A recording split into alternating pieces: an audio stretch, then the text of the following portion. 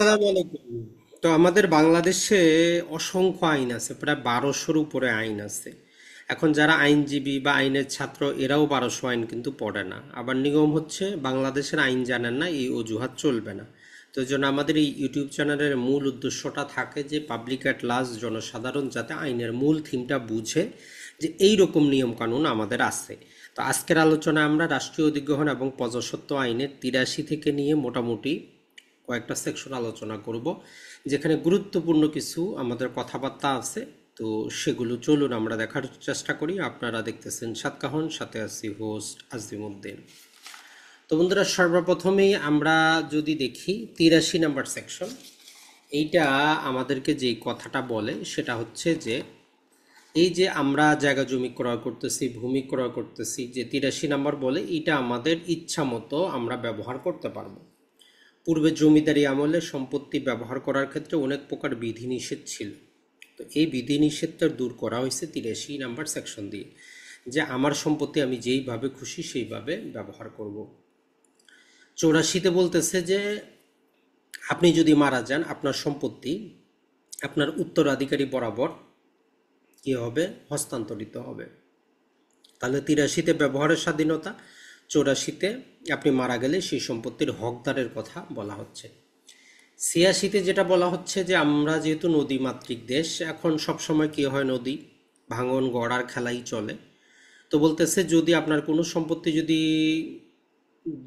নদীতে ভেঙে যায় আর এর আশেপাশে যদি 30 বছরের মধ্যে কোনো চর জাগে, তাহলে সেখানে আপনি সমপরিমাণ সম্পত্তির মালিকানা দাবি করতে পারবেন।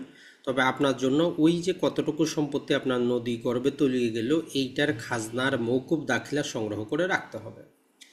এখন আশেপাশে কারণ এই সমুদ্রের মধ্যে চর জাগলো, তো 87 বলতেছে এটা 100% সরকারের মালিকানায় যাবে, খাস খতিয়ানভুক্ত হবে।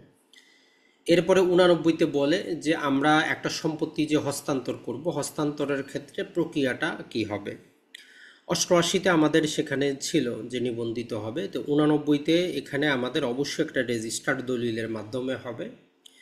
আর এই রকম ক্ষেত্রে আমাদেরকে দুইটা নোটিশ তৈরি করতে হবে। একটা হচ্ছে এলটি নোটিশ, যেটা এসিলের বরাবর যাবে, আর যদি ওই সম্পত্তির কোনো সহ অংশীদার থাকে তার কাছেও একটা নোটিশ যাবে। আর আমাদের 90 নাম্বার সেকশনে খুবই গুরুত্বপূর্ণ একটা কথা বলে। 90 নাম্বার সেকশনটা যদিও খুবই পুরাতন, এটার মধ্যে সংশোধনী আনা হয় নাই। তো পূর্বে জমিদারি প্রথা যখন বাতিল করা হয়, একটা ফ্যামিলি 375 বিঘা সম্পত্তি রাখতে পারতো, তো এর বেশি সম্পত্তি রাখা যাবে না। পরে এখানে 100 বিঘা, তারপরে 60 বিঘা, বর্তমানে 90 ধারা অনুযায়ী আপনাকে বুঝতে হবে 60 বিঘা পর্যন্ত ম্যাক্সিমাম সম্পত্তি আপনি অর্জন করতে পারবেন, এর বেশি আপনি পারবেন না।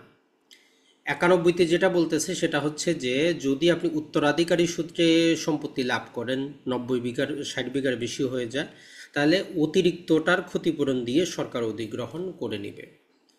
তো 92-তে বলতেছে যে কি কি কারণে আমাদের সম্পত্তিগুলা খাস হইতে পারে। এখানে মোটামুটি আমাদের 4টা কারণ দেওয়া আছে। একটা হচ্ছে যে যদি কোনো ব্যক্তি মারা যায়, যদি তার ধর্মীয় আইন অনুযায়ী কোনো উত্তরাধিকারী না থাকে, উইল যদি না থাকে, তখন খাস হইতে পারে।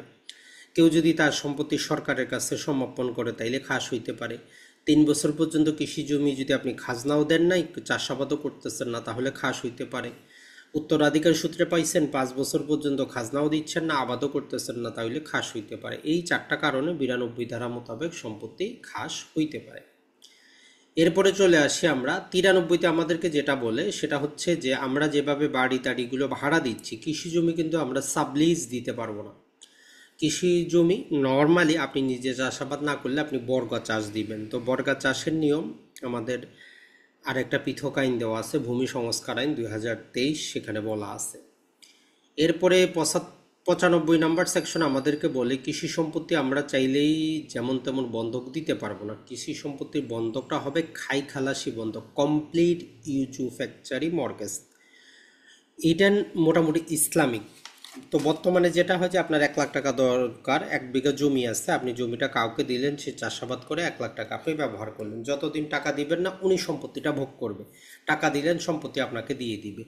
তো এইখানে বলতেছে যে না, কৃষি সম্পত্তি সম্পূর্ণ খাই খালাসি বন্ধক হবে, মানে আপনার 1 লাখ টাকা প্রয়োজন, তার কাছ থেকে নিলেন, উনি 7 বছর পর্যন্ত ওটা ব্যবহার করবে, 7 বছর পরে আপনাকে সম্পত্তি ফেরত দিবে, উনি 1 টাকাও পাবে না, কারণ উনি আপনার ওই সম্পত্তি ব্যবহার করে ইনকাম করছে। তো এটা ইসলামিকও আইনগতভাবেও সিদ্ধ। এরপরে 96 ধারাতে আমরা অগ্রকয় রিলেটেড জিনিসটা পাবো, যে প্রিএমশন বা হকসুপ্পা বা অগ্রকয়। এখানে বলে যে যদি আপনি উত্তরাধিকারী সূত্রে শরিক হন আর আপনার অংশীদার আপনার কাছে বিক্রি না করে কৃষি জমি অন্যের কাছে বিক্রি করে, আপনি এই আইনের অধীনে অগ্রকয়ের মামলা দায়ের করতে পারেন নোটিশ পাওয়ার 2 মাসের মধ্যে অথবা জানার 2 মাসের মধ্যে। তবে দলিল রেজিস্ট্রেশনের 3 বছরের বেশি হবে না অগ্রকয়ের সময়সীমা। মামলা দায়ের করতে দলিল মূল্য 25% হচ্ছে ক্ষতিপূরণ, পাশাপাশি 8% সরল সুদ এবং আনুষঙ্গিক যে ব্যয় করছে সেগুলো আপনাকে সাবমিট করতে হবে। আদালত রায় দিলে 60 দিনে দলিল রেজিস্ট্রেশন করে দিবেন। আর যদি না করে দিতে পারেন পরবর্তী 60 দিনে আদালত নিজে থেকে কি করবে, দলিল করে দিবে। আর 97 বলে যারা বাংলাদেশে যে বিভিন্ন আদিবাসী আছে এদের সম্পত্তিগুলা বিক্রি করে বা মর্গেজ দেওয়ার ক্ষেত্রে নিয়মকানুন বলতেছে যে বিক্রি তারা শুধু অন্য আদিবাসীর কাছে করতে পারবে, ইউসুফ্যাকচারি মর্গেজ ছাড়া, কমপ্লিট ইউসুফ্যাকচারি মর্গেজ ছাড়া অন্য কোনো প্রকার মর্গেজ দিতে পারবে না।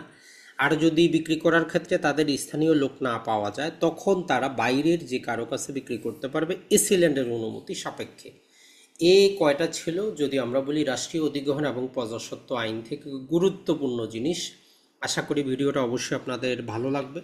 যদি ভালো লাগে অবশ্যই লাইক করবেন, কমেন্ট করবেন, শেয়ার করবেন এবং পরবর্তী ভিডিও তৈরি করার জন্য যদি কোনো সাজেশন থাকে জানাইতে পারেন, ইনশাল্লাহ আমরা ট্রাই করবো। আসসালামু আলাইকুম, ভালো থাকবেন।